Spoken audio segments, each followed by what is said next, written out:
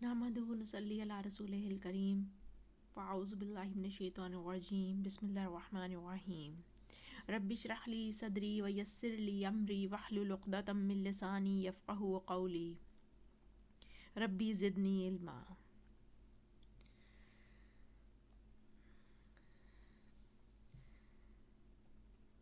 پارہ 9ویں پارے کے آج ہم کچھ عمل کی باتیں دیکھتے ہیں کہ ہمیں اس میں سے کیا ملا ہے، اور امید کرتی ہوں کہ آپ نے بھی پوائنٹس نکالنے ہوں گے، اور دیکھتے ہیں کیا پوائنٹس ہیں۔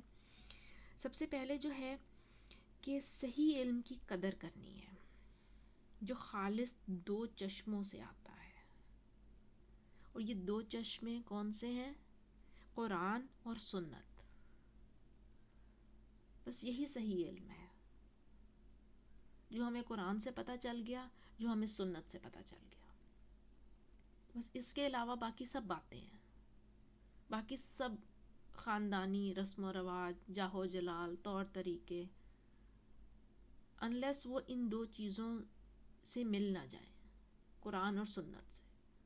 اگر قرآن اور سنت سے ملتے ہیں تو یہ آپ کے لیے بہت بڑی خوشخبری ہے کہ آپ صحیح راستے پر ہیں، لیکن اگر کہیں بھی کوئی چیز قرآن اور سنت سے ٹکراتی ہے تو اس کو ٹھیک کر لیں، اس کو ختم کر دیں کرنا، اور صحیح علم جب آ جائے تو اس کی قدر کریں، اس کو آن کریں،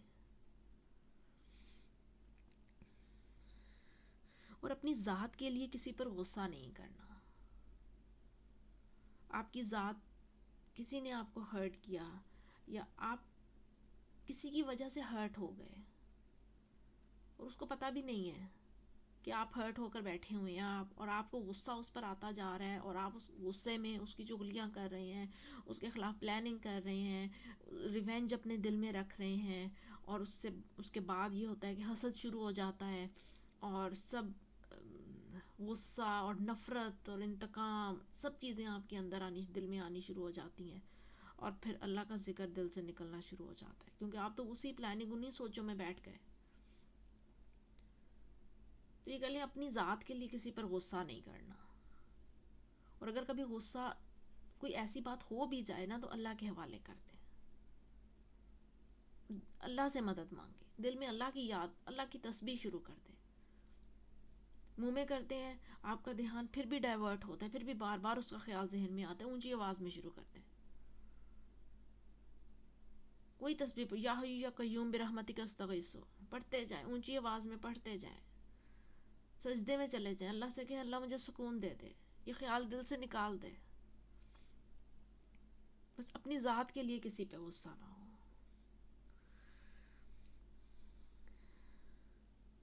اور کوشش کریں کہ اللہ اور اس کے رسول سے خیانت نہیں کریں، اور نہ ہی امانت میں خیانت کریں۔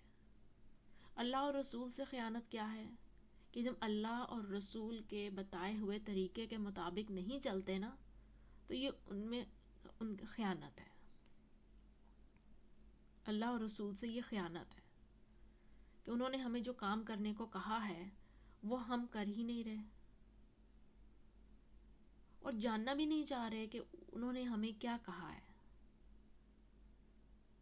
حالانکہ انہوں نے جو بھی کہا ہے وہ ہمارے اپنے ہی فائدے کے لیے کہا ہے، اسے ہماری ہی زندگی بہتر ہوتی ہے، لیکن ہم تو جاننا ہی نہیں چاہتے، تو یہ خیانت ہے۔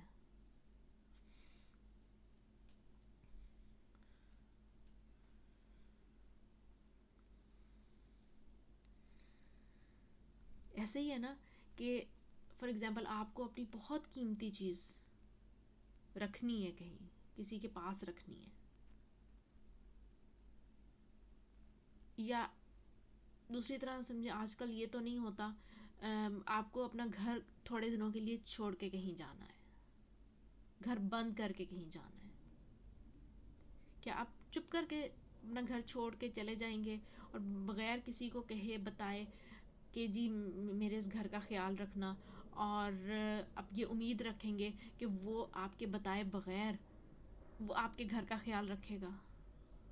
اسے پتہ بھی نہیں ہوگا کہ آپ گھر میں ہیں کہ نہیں ہیں، آپ چھوڑ کے چلے گئے ہیں کہ کیا ہے، اور وہ آپ کا گھر کا خیال رکھے گا، اور واپس آ کے آپ اس پہ غصہ ہوں گے اگر کوئی چیز چوری ہو جائے گی یا مس پلیس ہو جائے گی یا گھر میں کوئی نقصان ہو جائے گا تو آپ کہیں گے کہ کیوں نہیں میرے گھر کا خیال رکھا،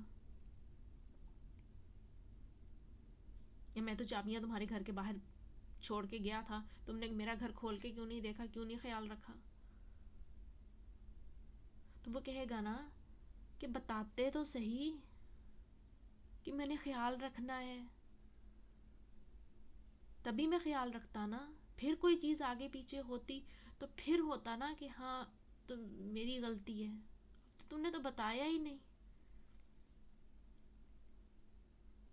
تو بالکل اسی طریقے سے ہمیں اللہ تعالیٰ نے بتا دیا ہے، اب ہم اس کو نہ خیال رکھیں اپنی زندگی کا، نہ خیال رکھیں اپنے ان 50-60 سالوں کا.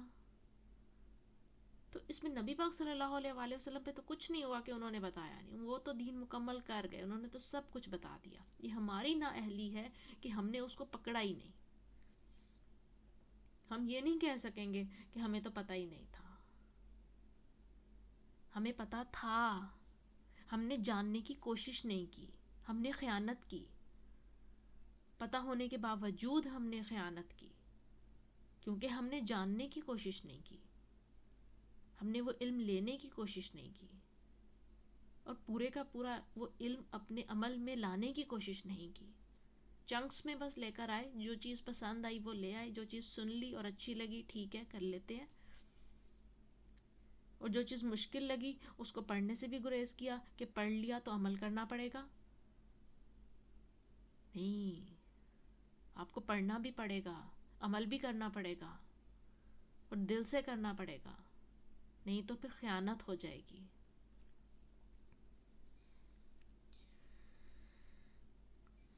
اور اسی طرح غلط رویے سے بچنے کے لیے قرآن اور سنت کو مضبوطی سے تھامنا ہے. غلط رویے سے تبھی بچ سکتے ہیں نا جب ہمیں پتہ ہوگا کہ کیا غلط رویہ ہے.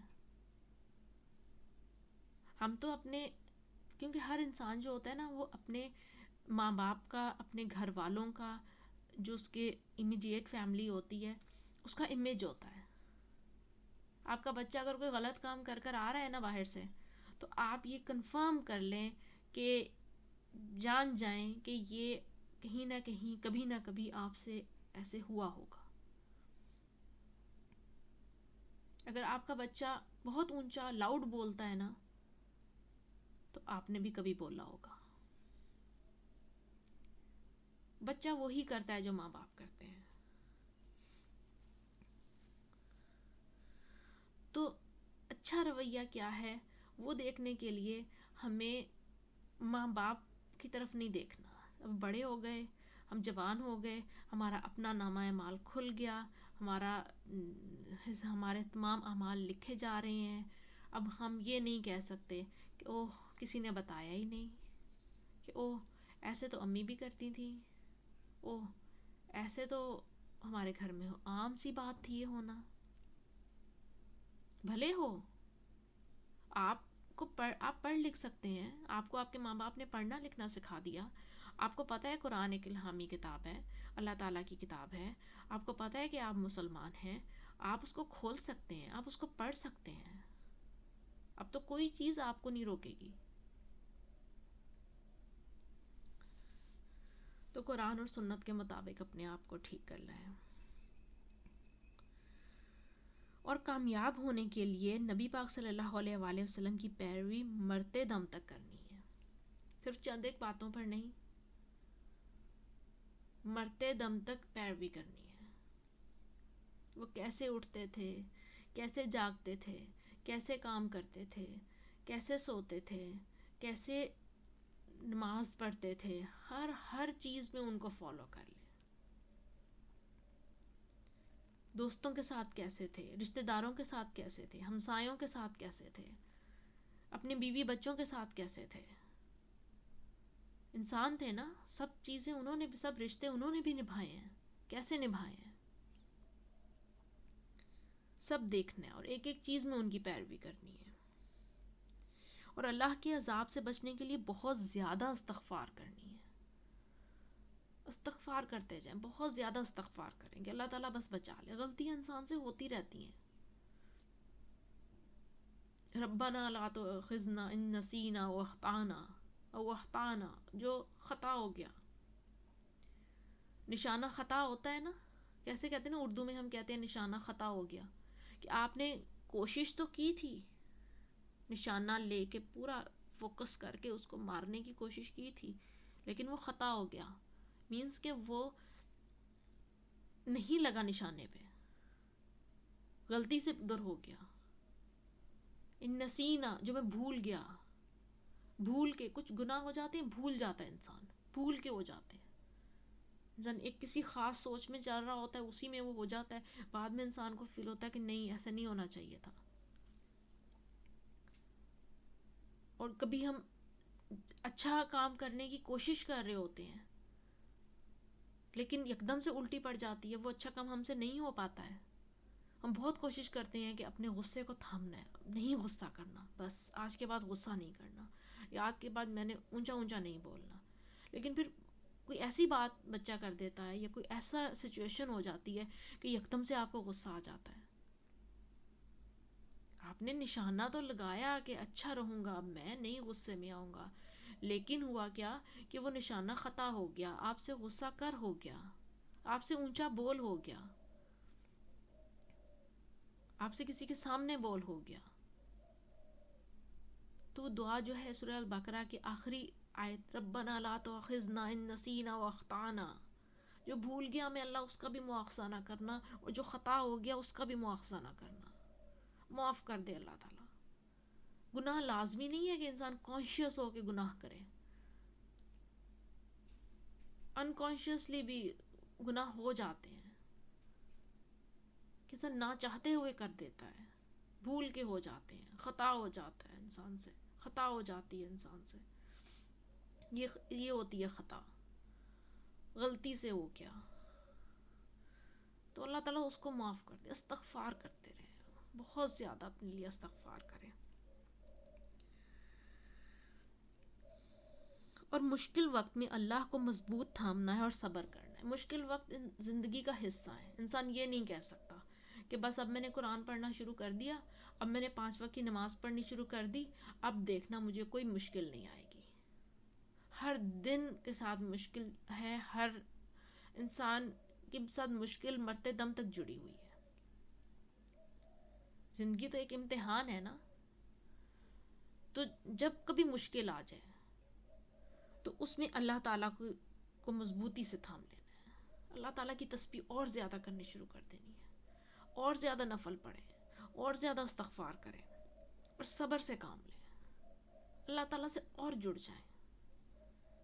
یہ صبر ہے نا، بجائے اس کے کہ گلے شکوے کریں گے پھر ایسے ہو گیا، یہ میرے ساتھ ہمیشہ ہی ایسے ہوتا ہے، کہ میری تو قسمت ہی خراب ہے، یہ دیکھو فلاں کتنا برا ہے، فلاں کتنا برا ہے، اور مجھے تو کچھ اچھا ملتا ہی نہیں ہے. یہ صبر نہیں ہے. صبر ہے کہ بالکل خاموش ہو جائیں اور اللہ تعالیٰ کی تسبیح زیادہ کرتے ہیں، اللہ تعالیٰ کی یاد کو بڑھا دیں.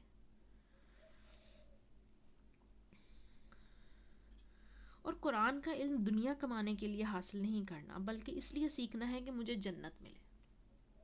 یہ تھوڑی سی فرق بات لگتی ہے، کیونکہ ہم دیکھیں نا دنیا کا علم جب لیتے ہیں، یا ہم اپنے بچوں کے لیے جب کیریئر چوز کر رہے ہوتے ہیں، تو ہم کہتے ہیں کہ ایسا پروفیشن لیں جس کا سکوپ ہو. کوئی بچہ ایسے سبجیکٹس نہ لے بیٹھے جس کا کوئی فائدہ ہی نہ ہو دنیا میں، جس کی وجہ سے اس کو جاب ہی نہ ملے اور وہ ڈگری لے کر بیٹھا رہے. ہم ایسے ہی سوچتے ہیں نا. اپنے بچوں کے لیے وہ پروفیشن چوز کرواتے ہیں جو کہ جس کا سکوپ ہو، جس میں ہمیں دنیا اچھی ملے، پیسہ اچھا مل سکے. اور بعض اوقات ہم یہ بھی سوچتے ہیں کہ ایسا سبجیکٹ بچے کو چوز کروائیں جس میں بچے کا انٹرسٹ ہو، تاکہ جب بچہ دنیا کمائے تو اس میں اس کا انٹرسٹ بھی ہو. مینس کہ بے دلی سے وہ دنیا نہ کمائے. تو یہی چیز آپ ایک دفعہ قرآن پہ اپلائی کر کے دیکھیں. کیا کبھی قرآن کا علم لینے کے لیے ہم نے سوچا ایسے کہ اس کا سکوپ کیا ہے؟ یہ کہتے ہیں نا آج کل تو بہت بہت ہی عام یہ بات ہو گئی ہے. اور جب پہلی دفعہ میں نے سنی تو میں یکدم اندر سے ہل گئی کہ ہم مسلمان یہ کہتے ہوئے نظر آتے ہیں کہ قرآن پڑھنے کا کیا فائدہ. بالکل ہم اس کو دنیا کے علم کے مقابلے میں لا کے کر دیتے ہیں. جس سے ہم دنیا کے علم کے فائدے ڈھونڈتے ہیں نا، بالکل ہم قرآن کے علم کو بھی اسی انداز میں پرکھتے ہیں کہ قرآن کے علم کا کیا فائدہ، قرآن پڑھنے کا کیا فائدہ، قرآن سیکھنے کا کیا فائدہ، بچوں کو پڑھانے کا کیا فائدہ. بھی اس وجہ سے ہمیں فائدہ نظر نہیں آیا کیونکہ ہم نے کبھی اس کو سوچا ہی نہیں، کبھی ہم اس طرف آئے نہیں کہ قرآن پڑھنے کا کوئی فائدہ ہو بھی سکتا ہے کہ نہیں ہو سکتا. قرآن تو ایک انسٹرکشن بک ہے، ہمیں زندگی گزارنے کے لیے ایک طریقہ بتا دیا اللہ تعالیٰ نے.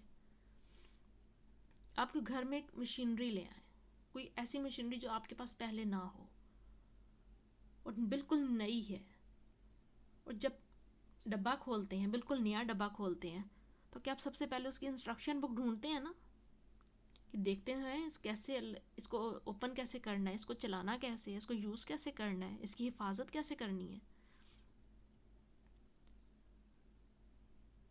تو یہ زندگی کی گاڑی جو اللہ تعالیٰ نے ہمیں دی ہوئی ہے، اور اس کو چلانے کے لیے کیا اللہ نے کوئی انسٹرکشن بک نہیں بھیجنی تھی؟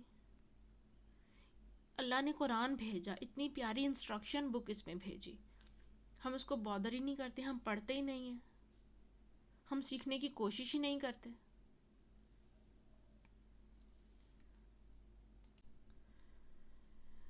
اچھا، اس کو ایک اور چیز کے ساتھ سمجھنے کی کوشش کرتے ہیں. فار ایگزامپل، آپ کے پاس کہیں سے بہت زیادہ ایکسٹرا آرڈنری پیسہ آ گیا، ٹھیک ہے. اب آپ کے پاس پیسہ آ گیا اور آپ نے اس کا ہیلی کاپٹر بھی خرید لیا.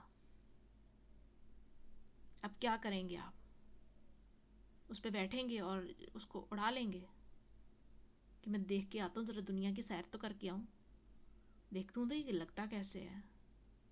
یہ کیا کریں گے؟ کس سے پوچھیں گے نا کہ یار لوں گا تو میں چلاؤں گا کیسے. کسی سے انسٹرکشنز لیں گے، کسی سے پوچھیں گے، کسی کلاسز لیں گے. پھر وہ تو لائسنس ملتا ہے، وہ تو ایک علیحدہ کہانی ہے. میں تو ویسے ہی آپ کو ایک سنیریو دے رہی ہوں امیجن کرنے کے لیے کہ کیا ہوگا، آپ کی فیلنگز کیا ہوں گی کہ اب اڑا لیں گے اس کو. فوراً انسٹرکشنز دیکھیں گے نا کہ کہاں سے میں اس کی انسٹرکشنز لوں، کیسے اس کو اڑاتے ہیں، کیسے اس کو استعمال کرتے ہیں. یہ کہ بس اڑا لیں گے کہ کبھی ادھر لگا، کبھی ادھر لگا، کبھی گرا، کبھی اڑا، اور آپ اس سے مطمئن رہیں گے؟ نہیں نا. تو پھر زندگی کو بھی ایسے کیوں اڑاتے پھر رہے ہیں؟ کیوں کبھی ادھر ٹکر لگتی ہے، کبھی ادھر ٹکر لگتی ہے، کبھی ادھر سے کچھ سننے کو ملتا ہے، کبھی ادھر سے سننے کو ملتا ہے. کیوں نہیں اس کی انسٹرکشنز لے لیتے کہ زندگی کو چلانا کیسے ہے؟ اور اللہ نے انسٹرکشنز دے دی. اب بالکل اسی طرح ایک اور سینیریو میں دیکھیں، آپ بائی ایئر سفر جب کرتے ہیں، اب آرام سے اپنی سیٹ پہ بیٹھ جاتے ہیں کیونکہ پائلٹ پر یقین ہوتا ہے نا کہ وہ جہاز اڑا کے آپ کو سمندروں کے اوپر سے، ہواؤں کے اندر سے کر کے آپ کو ایک ملک سے دوسرے ملک اور کہیں 7 سمندر پار آپ کو لے جائے گا اور پہنچا دے گا. اور جب کبھی درمیان میں کوئی انسٹرکشنز ہوتی ہیں، کوئی اناؤنسمنٹس ہوتی ہیں پائلٹ کی طرف سے، کتنی کیئرفلی سنی جاتی ہیں کہ کہیں پائلٹ کیا کہہ رہے ہیں ہم سے، کیونکہ لازمی وہ جو کہہ رہا ہوگا وہ ہماری فائدے کے لیے ہوگا. کیونکہ ہمیں اس پہ یقین ہوتا ہے نا کہ ہو نہیں سکتا کہ پائلٹ کوئی بات کرے اور ہمارے اس میں فائدہ نہ ہو. کہ موسم کی خرابی کی بات کرتا ہے کہ سیٹ بیلٹ باندھ لیں، فوراً سے الرٹ ہو کے سیٹ بیلٹ باندھ لیتے ہیں کہ پائلٹ کہہ رہے ہیں موسم خراب ہے تو لازمی موسم خراب ہوگا. پائلٹ کہہ رہے ہیں آگے تھوڑی دیر کے بعد ٹربولنس شروع ہو جائے گی تو سیٹ بیلٹ باندھ لیں، لازمی اب تو ٹربولنس ہوگی کیونکہ پائلٹ کہہ رہا ہے. اتنا یقین ہوتا ہے ہمیں پائلٹ پر، ہم سکون سے بیٹھے سوتے کھاتے پیتے باتیں کرتے جا رہے ہوتے ہیں. تو یہ یقین ہمارا اللہ پہ کیوں نہیں ہوتا کہ کوئی ایک طاقت ہے جو ہمیں کنٹرول کیے ہوئے ہے. اور یہ جو اناؤنسمنٹس ہیں نا، یہ ساری احادیث نبی پاک صلی اللہ علیہ وآلہ وسلم کی اناؤنسمنٹس ہیں کہ کہیں کوئی خطرہ آ جائے تو ایسے کر لینا، کہیں کوئی مشکل پڑ جائے تو ایسے کر لینا، کہیں کوئی قرآن کی بات سمجھ میں نہ آئے تو ایسے کر لینا. قرآن کی ساری تفسیر احادیث میں ہے. اناؤنسمنٹس ہیں ساری ہماری زندگی کے لیے، ہماری زندگی کو بہتر بنانے کے لیے. ہم کیوں نہیں ان اناؤنسمنٹس کو سنتے؟ ہم کیوں نہیں احادیث کو پڑھتے؟ ہم کیوں نہیں قرآن کو پڑھتے؟ کیوں نہیں اللہ پہ یقین کرتے؟ اور ہمارا باہر سفر تو 2-4 گھنٹے کا، بہت چھلانگ لگائی 10-12 گھنٹے کا ہو جاتا ہے. یہ کیا اتنا اہم ہے وہ 12 گھنٹے کا سفر؟ اور یہ ہماری جو 60-70-50 سال کی زندگی ہے یہ اہم نہیں ہے؟ اس کو ہم ایسے ہی چلاتے پھر رہے ہیں بغیر انسٹرکشنز کے، بغیر گائیڈنس کے، بغیر اللہ پہ یقین کیے، بغیر قرآن کھولے. تو جب اس چیز کا علم ہمیں ہو جائے گا کہ یہ قرآن ہمیں فائدہ دے گا، دنیا تو ہماری سنوارے گا ہی سنوارے گا، بلکہ اس دنیا کے سنورنے کی وجہ سے ہمیں جنت بھی مل جائے گی. 2 فائدے ہو جائیں گے ہمارے. جب اس نیت سے ہم قرآن کھولیں گے، قرآن پڑھیں گے، تو وہ لازمی فائدہ دے گا. اگر ہم اسے دنیا کی چیزوں پہ پرکھنے لگ گئے نا، دنیا کے باقی علوم کے ساتھ رکھ دیا ہم نے اس کو کہ اچھا یہ کمانے سے تو ہمیں اتنا، یہ پڑھنے سے تو ہمیں اتنا کما سکتے ہیں، تو قرآن پڑھنے کا کیا فائدہ؟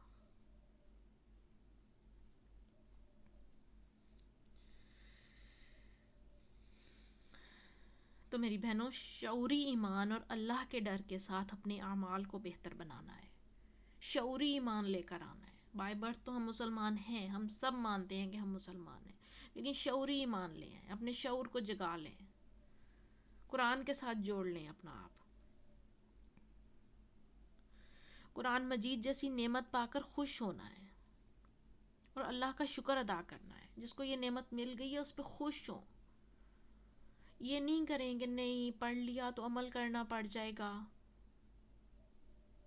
وہ تو حساب آپ کا ویسے ہی ہو جانا ہے. آپ پڑھیں نہ پڑھیں، آپ کو تو نہ پڑھنے کا کے حساب ہو جانا ہے. عمل کا بھی ڈبل، عمل کا تو بعد میں دیکھیں گے. اللہ پوچھے گا نا کہ میں نے پڑھایا لکھایا، ساری دنیا جہان کی کتابیں پڑھ لیں، سارے ناول، سارے ڈائجسٹ پڑھ لیے، سارا نہیں پڑھا تو بس قرآن ہی نہیں پڑھا.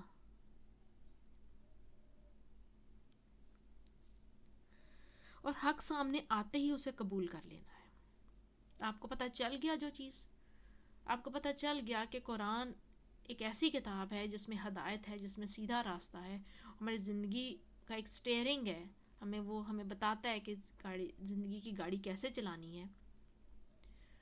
تو آپ قبول کر لینا ہے آپ نے کہ ہاں میں کوشش کروں گی اس کو پڑھنے کی.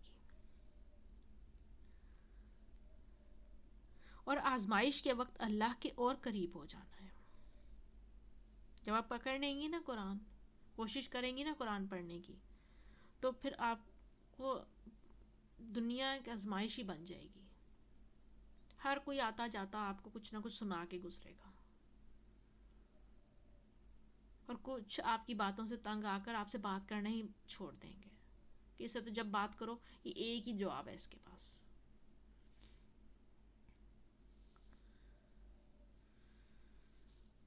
لیکن ایسی کسی بات کی وجہ سے آپ نے اللہ کے اور قریب ہو جانا ہے، قرآن کو اور مضبوطی سے تھام لینا ہے، اور اللہ کی رحمت پانے کے لیے اللہ کا تقوی اختیار کرنا ہے. اور جب قرآن پڑھا جا رہا ہو تو اسے خاموشی کے ساتھ غور سے سننا ہے. جب قرآن پڑھا جائے، ایک تو پڑھنا ہوتا ہے نا، لیکن آپ کوئی تلاوت کر رہے ہیں قرآن کی تو خاموشی سے سنیں، غور سے سنیں.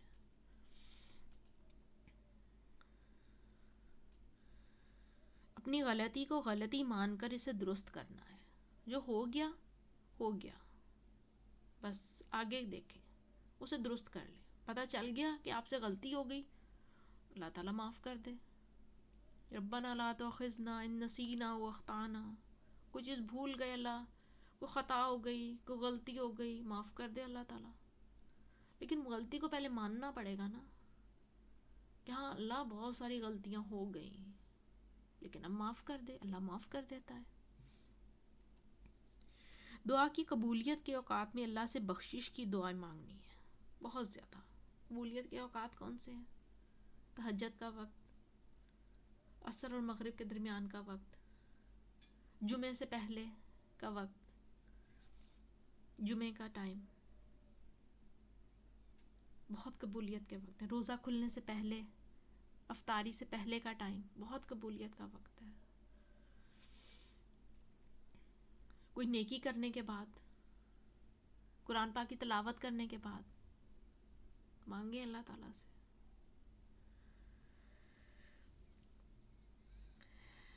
یہ تو تھی 9ویں سپارے کے میں عمل کی باتیں جو کہ ہم کرنا چاہتے ہیں. اللہ تعالیٰ ہم سب کو توفیق دے کہ ہم قرآن سے جڑ جائیں، حدیث سے جڑ جائیں، سنت سے جڑ جائیں.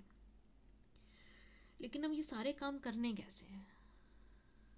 آہستہ آہستہ ہم روز کچھ نہ کچھ پوائنٹس لکھتے ہیں اپنی تھنگس ٹو ڈو میں، اپنی ڈائری میں، اور ان پوائنٹس کا آپ ہر مہینے جائزہ بھی لیا کریں. 30 دنوں میں ہم نے 30 دن پوائنٹس لکھے، 1 یا 2. اب اگلے مہینے آپ نے پہلے دن کے پوائنٹس کھول کے دیکھنے ہیں کہ میں کہاں پہنچی. اس سے اگلے دن آپ نے دوسرے دن کے پوائنٹس کھول کے دیکھنی ہے کہ میں کہاں پہنچی. علیحدہ علیحدہ پیجز پہ سب لکھ لیں اور ان کو پھر آپ ہر مہینے کھول کر دیکھیں اور نیچے امپروومنٹس بھی لکھیں کہ ہاں اتنا میں امپروو کیا میں نے اپنے آپ کو، اس چیز میں امپروو کیا میں نے اپنے آپ کو. چلیں دیکھتے ہیں کہ ہم اس کو سب کریں کیسے. جائزہ لیں کہ دنیا کی کس چیز نے مجھے پکڑ رکھا ہے جس کی وجہ سے میں اللہ کی عبادت صحیح معنوں پر نہیں کر سکتی. کون سی چیز ہے دنیا کی؟ کہیں بہت لمبے چوڑی دعوتیں تو نہیں جو ہماری نماز کا وقت لے جاتی ہیں، ہماری دعاؤں کا وقت لے جاتی ہیں؟ کہیں لیٹ نائٹ سیٹنگز تو نہیں، بیٹھے ہیں کھانے کے بعد اور بیٹھے ہی رہ گئے، خوش گپیاں مارتے رہ گئے کہ عشاء بھی دیر ہو گئی اور فجر بھی چلی جانے کا امکان ہے؟ کہیں بہت زیادہ پیسہ خرچ کرنے کی، شاپنگ کی عادت تو نہیں کہ یہ بھی لے لو، وہ بھی لے لو، وہ بھی لے لو، سکون ملتا ہے جب گھر آتے ہیں تو اف ظہر بھی قضا ہو گئی، عصر بھی قضا ہو گئی، اف. وہ پوائنٹس لکھیں جو دنیا کی وہ چیزیں کہ دنیا کی کس چیز نے آپ کو پکڑ رکھا ہے جس کی وجہ سے اللہ کی عبادت یا اللہ کا ذکر جو ہے وہ ذہن سے نکل جاتا ہے. اتنا تھک جاتے ہیں آپ جس کام میں کہ عبادت صحیح معنوں میں نہیں کر سکتے. کہیں گھر کی صفائی کہ صفائی کرتے جائیں، گھر ہی کو چمکتا بناتے جائیں کہ لوگ دیکھ کے کہیں گے کتنا خوبصورت گھر ہے، اور وہ جو آخرت کا گھر آپ کو جس میں ہمیشہ رہنا ہے اس کی فکر ہی نہیں کریں. صفائی کرنی چاہیے، صفائی نصف ایمان ہے، لیکن صرف صفائی ہی نہیں کرنی چاہیے یا صفائی ہی نہیں کروانی چاہیے. ہم لوگ تو کرتے بھی نہیں ہیں، ہم لوگ تو کرواتے ہیں اور اسی میں سارا دن ختم، سارا کئی دن ختم کر دیتے ہیں. تو یہ اپنے پوائنٹس لکھیں کہ کون سی چیزیں دنیا کی چیزیں ہیں جو کہ آپ کو اللہ کی یاد سے دور رکھتی ہیں. اور پھر دوسری بات لکھیں کہ اور سوچیں بھی کہ اپنی خواہشات پر نظر رکھنی ہے کہ ان کے پورے ہونے پر میرا رویہ کیا ہے. آپ نے کوئی خواہش کی اور وہ پوری ہو گئی، اب کیا کیا آپ نے؟ کہ آپ فوراً سجدے میں گئی، یا اللہ تیرا شکر، اللہ تو نے یہ کام کر دیا، یا کیا کیا؟ یا سب کو فون کر کے ہر کسی کو علیحدہ بتایا کہ دیکھو میں نے یہ ایک چیز مانگی اور اللہ نے دے دی، یہ کہ مجھے تو یہ بھی ملا، مجھے تو یہ بھی ملا، مجھے تو یہ بھی ملا. ہر کسی کو اپنی وہ نعمت جو ہے، وہ جو آپ کی خواہش پوری ہوئی ہے، وہ ہر کسی کے سامنے پرچار کرتے پھریں، ہر کسی کو بتائیں تاکہ لوگوں پہ آپ کا روب اور دبدبا ہو. یا یہ کہ خوش ہو، بہت زیادہ خوش ہو اور اسی خوشی میں آپ نماز ہی بھول جائیں. یہ پوائنٹس ہر کسی نے اپنے اپنے پوائنٹس لکھنے ہیں کہ خواہشات جب پوری ہوتی ہیں تو اس وقت میرا رویہ کیا ہوتا ہے. اور بہت خوبصورت رویہ ہے کہ جیسے ہی آپ کی کوئی چیز پوری ہو، دعا پوری ہو، آپ سجدے میں فوراً جائیں اور اللہ تعالیٰ کا شکر ادا کریں.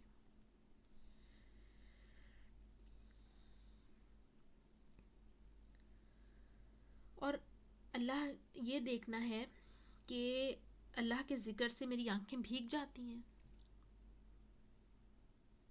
اللہ کا تسبیح کرتے ہوئے کہ ہم باتوں باتوں میں ساری تسبیح اپنی لپیٹ دیتے ہیں اور دن میں کوئی کئی 100 تسبیحاں کر دیتے ہیں اور ساتھ ہماری دنیا داری بھی چل رہی ہوتی ہے.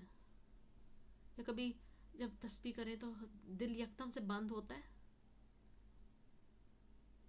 یا غفور الرحیم معاف کر دینا ہوتا ہے کبھی. یہ جائزہ لینا ہے اپنا.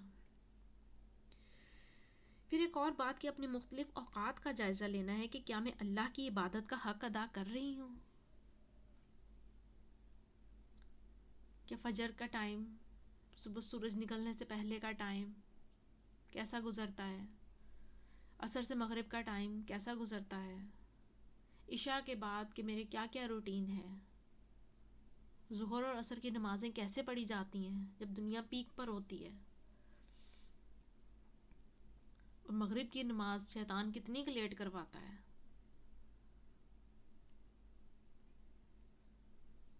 یہ سب اپنے سارے دن کے اوقات کا جائزہ لینا ہے اور پھر یہ سوچنا ہے کہ میں اللہ کی عبادت کا حق ادا کر رہی ہوں، کیسے کر رہی ہوں، کتنا کر رہی ہوں. امید ہے آج کی باتوں نے کچھ فائدہ دیا ہوگا. مجھے تو بہت فائدہ ملتا ہے. میں تو جب آپ سے شیئر بھی کرتی ہوں تو اس میں بھی میں بہت چیزیں لرن کر رہی ہوتی ہوں. امید ہے آپ کو بھی فائدہ دیا ہوگا. اللہ تعالیٰ ہم سب کو اپنی امان میں رکھے. ربنا لا تزغ قلوبنا بعد إذ هديتنا وهب لنا من لدنك رحمة إنك أنت الوهاب. ربنا تقبل منا إنك أنت السميع العليم وتب علينا إنك أنت التواب الرحيم. سبحانك اللهم وبحمدك أشهد أن لا إله إلا أنت أستغفرك وأتوب إليك. السلام علیکم ورحمۃ اللہ وبرکاتہ.